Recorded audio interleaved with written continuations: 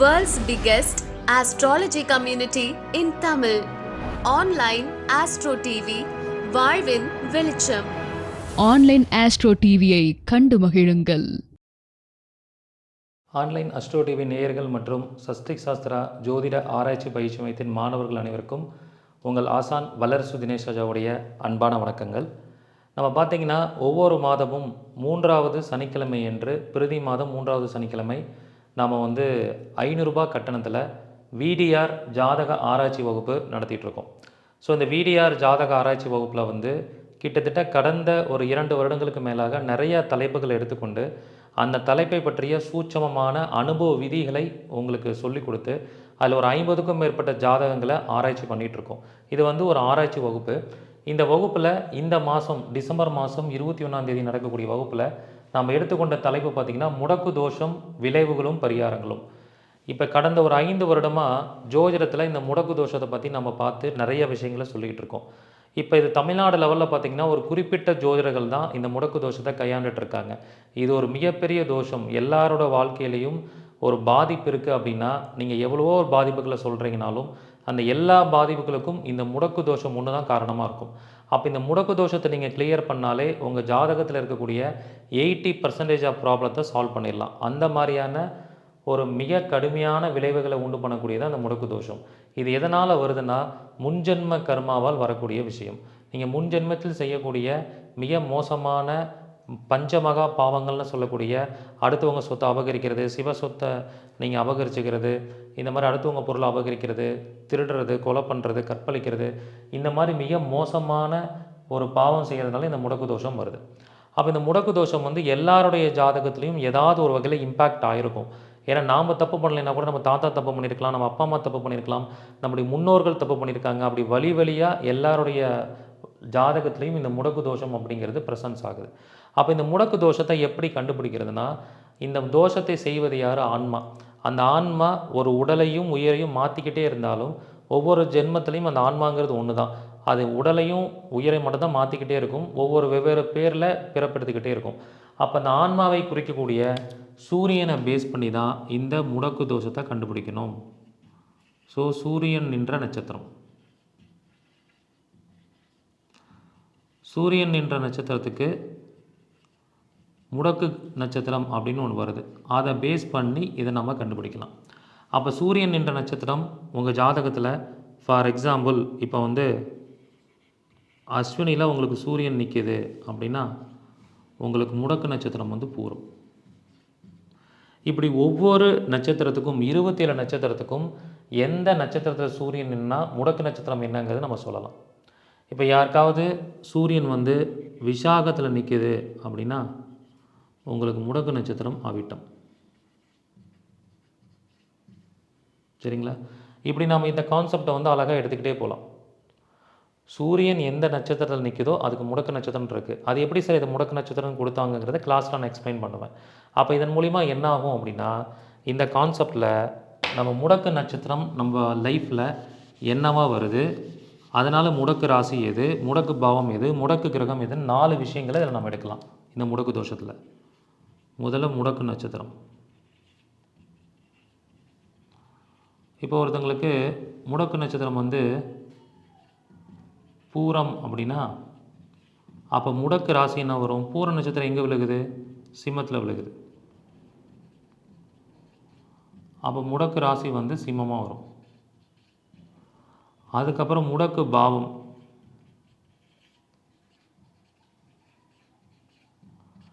முடக்கு பாவங்கிறது உங்களுடைய லக்னத்திற்கு அது எந்த பாவமாக இருக்கலாம். துலா லக்னம்னா 11ஆம் பாவம், கும்ப லக்னம்னா 7ஆம் பாவம், மேஷ லக்னம்னா 5ஆம் பாவம். ஸோ காமனாக நம்ம வந்து மேஷ லக்னமாக எடுத்துக்குவோம்.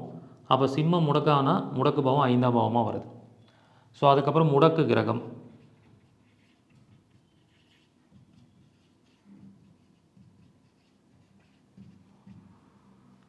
இந்த முடக்கு கிரகம் பார்த்திங்கன்னா சூரியன்.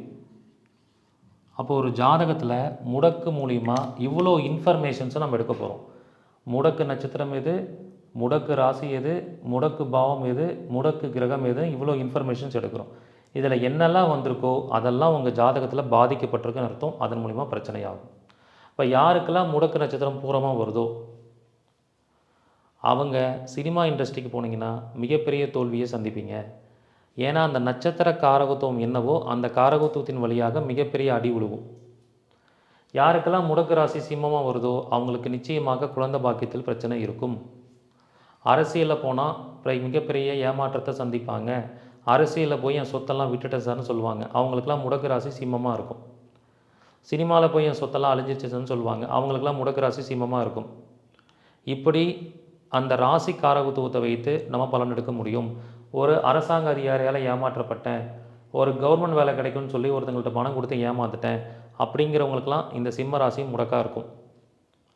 அடுத்தது முடக்கு பவம் 5ஆம் பவம். அப்போ 5ஆம் பவம்னா குழந்தை பாக்கியத்தை குறிக்கக்கூடியது. குலதெய்வ கோயிலுக்கு போயிட்டு வந்தாலே எங்கள் வீட்டில் சண்டை வருது சார், குலதெய்வ கோயிலுக்கு போய் நான் ஏதாவது ஒரு விஷயத்தை பண்ணிட்டு வந்தால் உடனே பிரச்சனை ஆகுது, குலதெய்வ கோயிலுக்கு போயிட்டு வரும்போது ஆக்சிடெண்ட் ஆகுது, இந்த மாதிரி பாதிப்புகள் யாருக்கெல்லாம் இருக்கோ அவங்களுக்கு 5ஆம் பவம் முடக்கமாகும். முடக்கு கிரகம் சூரியன். அப்போ சூரியன் முடக்கமானால் மேக்சிமம் அப்பா இருக்கிறதில்ல, அல்லது அப்பா இருந்தாலும் அப்பாவால் நன்மை கிடைக்கிறதில்ல, இல்லைன்னா மாமனார்னால பிரச்சனை வரும், கவர்மெண்ட் சம்மந்தமாக ஒரு முயற்சி எடுக்கிறீங்கன்னா அது எல்லாமே தடையாகும். இப்படி எதெல்லாம் முடக்கமாயிருக்கோ அதை சார்ந்த காரகத்துவங்கள் உங்களுக்கு பிரச்சனையாக இருக்கும், அல்லது அது உங்களுக்கு கிடைக்காம தாமதமாகும். இந்த 2 விதமாக உங்களுக்கு பலன் நடக்கும். இப்போ 7ஆம் பாவம் முடக்குனா திருமணம் ஆகாது. அப்படி திருமணம் ஆகிருந்தால் டிவோர்ஸ் ஆகிடும், அல்லது மனைவி உங்களுக்கு ஒத்து வர மாட்டாங்க, அல்லது கணவன் ஒத்து வர மாட்டாங்க. இப்படி இந்த அமைப்புகளை வச்சு நீங்கள் 27 நட்சத்திரமும் முடக்கு நட்சத்திரமாக ஏதாவது ஒரு நட்சத்திரம் வரும், அதுக்கு என்ன பலன்? 12 ராசிகளும் முடக்காக வந்தால் அதுக்கு என்ன பலன்? முடக்கு பாவம் 12 பாவமும் வந்தால் அதுக்கு என்ன பலன்? அதே மாதிரி முடக்கு கிரகமாக வந்தால் அதுக்கு என்ன பலன்? ஸோ இதை பற்றிலாம் வகுப்பில் நான் சொல்லிக் கொடுக்க போகிறேன். இதை கான்செப்டாக படிக்கிறது மட்டும் இல்லாமல் ஆராய்ச்சியும் பண்ண போகிறோம். இந்த வகுப்பில் ஒரு போன தடவை மாந்தி கிளாஸ் எடுக்கும்போது 160 பேர் ஜாயின் பண்ணியிருந்தாங்க. இதே மாதிரி 500 ரூபா கிளாஸில் ஆராய்ச்சி வகுப்பில். இந்த வகுப்புலையும் அதே மாதிரி நீங்கள் ஸ்டூடெண்ட்ஸ் வருவீங்க. அப்போ வரக்கூடியவங்க ஜாதகத்தில் ரேண்டமாக எடுத்து பார்க்கும்போது ஒவ்வொருத்தருடைய ஜாதகத்துலேயும் அது எப்படி செயல்படுதுங்கிறத மிக அழகாக இதில் எடுக்கலாம். இது ஒரு மிகப்பெரிய கான்செப்ட். இதை நான் 5000 ருபீஸ் கிளாஸ் போட்டும் சொல்லி கொடுத்துருக்கேன். இது எல்லா மக்களும் தெரிஞ்சுக்கணுங்கிறதுக்காக தான் மிக குறைந்த கட்டணத்தில் இது ஒரு ஆராய்ச்சி வகுப்பாக சொல்லிக் கொடுக்குறேன். அது இந்த வருஷம் முடிய போகுதுங்கிறனால ஒரு ஸ்பெஷல் வகுப்பாக இதை நடத்துகிறோம். ஏன்னா 2025 ஒரு புதிய பரிணாமத்தில் நிறையா வகுப்புகள் எடுக்க போகிறோம். அதனால் இந்த வாய்ப்பு திரும்ப உங்களுக்கு கிடைக்காது. அப்போ எல்லாரும் இந்த வாய்ப்பை நீங்கள் பயன்படுத்திக்கோங்க. இப்படி நிறைய விஷயங்களை சொல்லலாம். உங்களுக்கு 12 பாவமும் ஒவ்வொரு பாவமும் முடக்கமான என்ன பிரச்சனை வரும், ஒரு முடக்கு கிரகம் உங்களுக்கு சூரியன் வந்தால் என்ன பிரச்சனை, சந்திரன் வந்தால் என்ன பிரச்சனை, செவ்வாய் வந்தால் என்ன பிரச்சனை, அதை பற்றியும் நான் சொல்லிக் கொடுக்க போகிறேன். இப்படி முழு டீட்டெயிலையும் அடங்கிய ஒரு வகுப்பாக இந்த வகுப்பு இருக்கும். நிறைய கான்செப்ட்ஸ் இருக்குது, இதில் நிறைய விஷயங்கள் இருக்குது. அதே மாதிரி இந்த மாதிரி முடக்கம் ஆயிடுச்சு அப்படின்னா அதுக்கு என்ன மாதிரி கோயில்களுக்கு போகணும் அப்படின்ருக்கு, அதையும் நம்ம கான்செப்டாக பார்க்க போகிறோம். ஃபார் எக்ஸாம்பிள், இப்போ ஒருத்தங்களுக்கு லக்னம் முடக்கம் ஆயிடுச்சு அப்போனா டோட்டலாக அவங்க லைஃப்பில் எல்லாமே அவுட்டுன்னு சொல்லிடலாம். ஏன்னா லக்னம் முடக்குங்கிறது ஒரு ட்ரெயின் போகுதுன்னா அந்த ட்ரெயினுக்கு இன்ஜின் தான் முக்கியம். இன்ஜின் சரியில்லைன்னா மற்ற எந்த பெட்டியும் இழுத்துட்டு போக முடியாது. அப்போ லக்னம் சரியில்லைன்னா மற்ற எல்லா பாவங்களும் ஸ்ட்ராங்காக இருந்தாலும் உங்களால் எந்த யோகத்தையும் அனுபவிக்க முடியாது. உங்களுக்கு குடிப்பினை அப்படிங்கிறது இல்லாமல் போயிடும். அப்போ லக்னம் முடக்கம் ஆயிடுச்சு அப்படின்னா அதுக்கான கோயில் பார்க்கும்போது மதுரையில் இருக்கக்கூடிய இம்மையில் நன்மை தருவோர் கோயில்,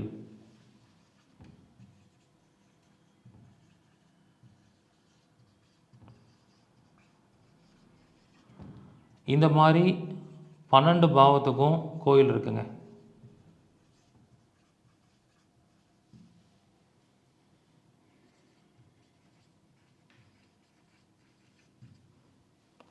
மதுரையில் உள்ள இம்மையில் நன்மை தருபவர் கோயில், சரிங்களா? அப்போ இந்த கோயில்களை நம்ம போய் பரிகாரம் பண்ணும்போது நமக்கு அந்த முடக்கு தோஷம் நிவர்த்தி ஆகும். இப்போ லோக்கலில் இருக்கிறவங்க இந்த கோயிலுக்கு போயிட்டு நீங்கள் முடக்கு தோஷத்தை நிவர்த்தி பண்ணிக்கிறீங்க. வெளிநாட்டில் இருக்கிறவங்க வருஷத்துக்கு ஒரு தடவை நிவர்த்தி பண்ணிக்க முடியும். அப்படி வர முடியாத பட்சத்தில் என்ன சார் பண்ணுறது?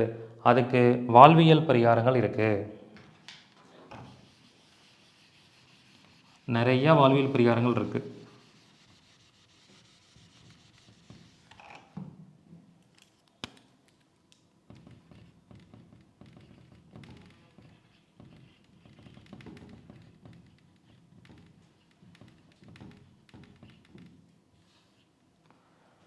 வாழ்வியல் பரிகாரம் அப்படின்னு பார்க்கும்போது, இப்போ ஒருத்தங்களுக்கு லக்ன முடக்கு அப்படின்னா, நீங்கள் உங்களுடைய டிபி, ஃபோட்டோ அதை வெளிப்படையாக வைக்கக்கூடாது. ஃபேஸ்புக்கு, இன்ஸ்டாகிராமு, வாட்ஸ்அப்பில் உங்களுடைய முகம் தெரிகிற மாதிரியான ஃபோட்டோவை வெளிப்படையாக வைக்கக்கூடாது. அடிக்கடி நீங்கள் முடக்கு நிவர்த்தி பண்ணுற வரைக்கும் மொட்டை அடிச்சுக்கணும். முடியில் தலையில் முடி இருக்கக்கூடாது. பெண்களாக இருந்தால் பூ முடி கொடுக்கணும். அடிக்கடி ஹேர் ஸ்டைல் மாற்றிக்கிட்டே இருக்கணும். இப்படி ஃபாலோ பண்ணிகிட்டே வந்தீங்கன்னா உங்களுக்கு அந்த பிரச்சனைகள் வந்து வெளியில் வந்துடலாம். இது ஒரு அருமையான கான்செப்ட். இப்படி நீங்கள் நிறைய விஷயங்கள் எடுக்கலாம். இப்போ வந்து உங்களுக்கு யாருக்காவது 5ஆம் பாவம் முடக்கு, சரி நான் முடக்கு நிவர்த்தி பண்ணல, அப்போ நீங்கள் என்ன பண்ணணும்? முடக்கு நிவர்த்தி பண்ணுற வரைக்கும் சினிமா பார்க்குறத அவாய்ட் பண்ணணும். சினிமா தேட்டருக்கு போகிறதே அவாய்ட் பண்ணிவிடுங்க. சினிமாவே பார்க்காதீங்க. எவ்வளவோ புதுப்படங்கள் வந்தாலும் அந்த புதுப்படங்களை பார்க்காம அவாய்ட் பண்ணணும். முடக்கு நிவர்த்தி பண்ணிவிட்டு பாருங்கள். 5ஆம் பாவத்தில் இருக்கக்கூடிய ஒரு விஷயத்தை நீங்களே என்ன பண்ணிக்கிறீங்க? முடக்கிக்கிறீங்க, சாக்ரிஃபைஸ் பண்ணிக்கிறீங்க. இதுதான் என்னுடைய கான்செப்ட். அப்போ யாருக்கெல்லாம் வந்து 11ஆம் பாவம் முடக்கா இருக்கோ அவங்க உங்கள் பேரில் ஃபிக்ஸ்டு டெபாசிட் போடக்கூடாது. ஃபிக்ஸ்டு டெபாசிட் போடக்கூடாது. அதுக்கு பதிலாக உங்கள் மனைவி பேர்லேயோ உங்கள் மகள் பேர்லேயோ மகன் பேர்லேயோ போடுங்க. உங்கள் பேரில் ஃபிக்ஸ்டு டெபாசிட் இருந்தால் அதை பிரேக் பண்ணிவிட்டு வேற ஒருத்தர் பேரில் மாற்றிடணும். இந்த மாதிரி 12 பாவமும் முடக்கமாகும்போது அந்த முடக்கு தோஷ கோயிலுக்கு வந்து நிவர்த்தி பண்ண முடியல சார், நான் வர முடியாமல் இருக்கேன் அப்படின்னா ரொம்ப கடுமையான ஒரு தியாகம் செய்யும் பரிகாரமாக அந்த பாவத்தோட காரகத்துவங்களை நீங்களே என்ன பண்ணிக்கணும்? சாக்ரிஃபைஸ் பண்ணிக்கணும். அப்படி சாக்ரிஃபைஸ் பண்ணிக்கிட்டிங்கன்னா உங்களுக்கு பிரச்சனை இல்லாமல் இருக்கும். இப்படி 12 பாவத்துக்கும் வாழ்வியல் பரிகாரம் சொல்லிக் கொடுக்க போகிறேன். அதே மாதிரி கிரகம், அந்த கிரக காரகத்துவத்தையும் நீங்கள் கண்ட்ரோல் பண்ணிக்கணும். இப்போ முடக்கு கிரகமாக சனி வருது,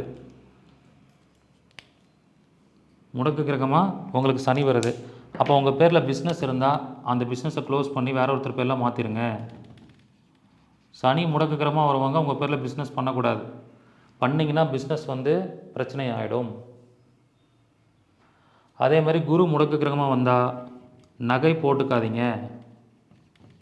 கோல்டு அது உங்கள் பேரில் வாங்கக்கூடாது, உங்கள் பேரில் போடக்கூடாது.